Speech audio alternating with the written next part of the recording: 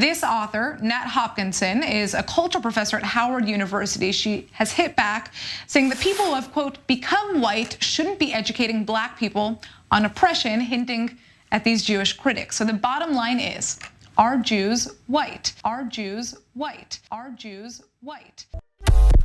All right, now race has been a hot button issue for 2020, and this week, Jewish, quote, whiteness is in the spotlight. Prominent Jewish writers are slamming the author of a New York Times op-ed endorsing preacher Louis Farrakhan by failing to mention his anti-Semitic and homophobic views. This author, Nat Hopkinson, is a culture professor at Howard University. She has hit back, saying that people who have, quote, become white shouldn't be educating black people on oppression, hinting at these Jewish critics. So the bottom line is, are Jews white? Well, joining us for our weekly segment, Bottom Line, is Allgemeiner's CEO, David Efunis. So David, let's jump right in. Genetically speaking, are Jews white?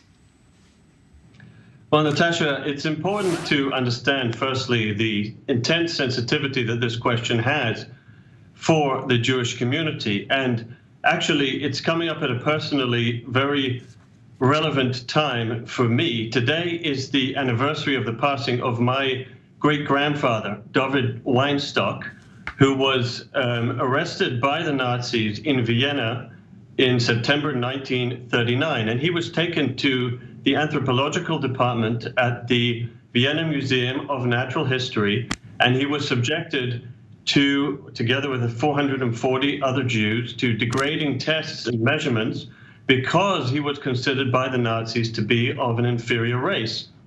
So it really is the height of irony and insult that when Jews express concern about anti-Semitism being ignored and a blindness to anti-Semitism, they're then lumped into the white category. Interesting. All right, so let's break down Ms. Hopkinson's statement that Jews have become white. What do you think that she means by that?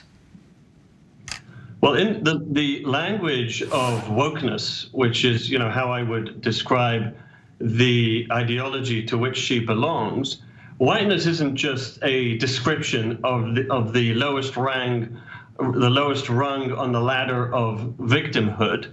It's a pejorative. It's an accusation. It refers to an oppressor, a ruling class, a occupier, or a colonialist, right? So really, in effect, this is another slur that's being used against the Jewish community when they're sort of being branded with this label. Now, most bureaucratic forms in the U.S. require race identification, but limited options exist for many minorities who fall between the cracks here. Is the American system of race identification flawed, in your opinion? Look, there's probably a limit to how many options you can put on these forms. I can tell you in my own experience that I always leave them blank because I don't feel that there's a category that refers to me specifically. And I'm sure that's the case with many American Jews and many other minorities across the country. Whether there are more detailed categories that can be introduced, I think that's a question for the bureaucrats, and obviously there's a question over the practicality of that, but certainly to take into account categories that are not currently accounted for would not be a bad thing. Now, in 2020, a lot of conversation has surrounded the concept of privilege. How wrong is it to confuse white privilege with any privilege American Jews may experience? Look, I think first of all, there's certainly a responsibility for any civilized society to help disadvantaged groups. But the concept of defining these groups along racial terms, of defining white as the oppressor and other races as necessarily the oppressed, I think is deeply problematic and runs counter to the concept of what America stands for. I mean, the Jewish experience in America has largely shown that disadvantage and historic oppression can be overcome. And this is really what the core of the American experience stands for and what makes America different.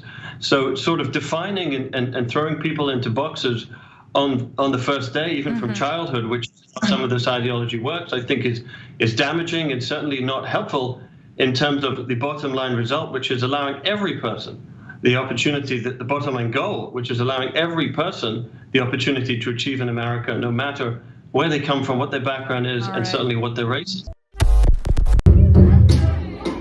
Listen, Genesis chapter 11 verse 10 explains the genealogy of Shem.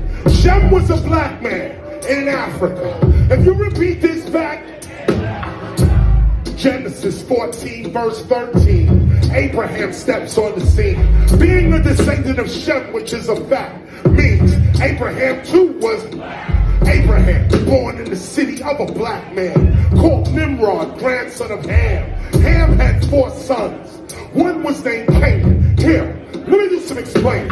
Abraham, Isaac was Jacob had 12 sons, for real, and these were the children of Israel. According to Genesis chapter 10, these were the children of Israel. According to Genesis chapter 10, these were the children of Israel. According to Genesis chapter 10.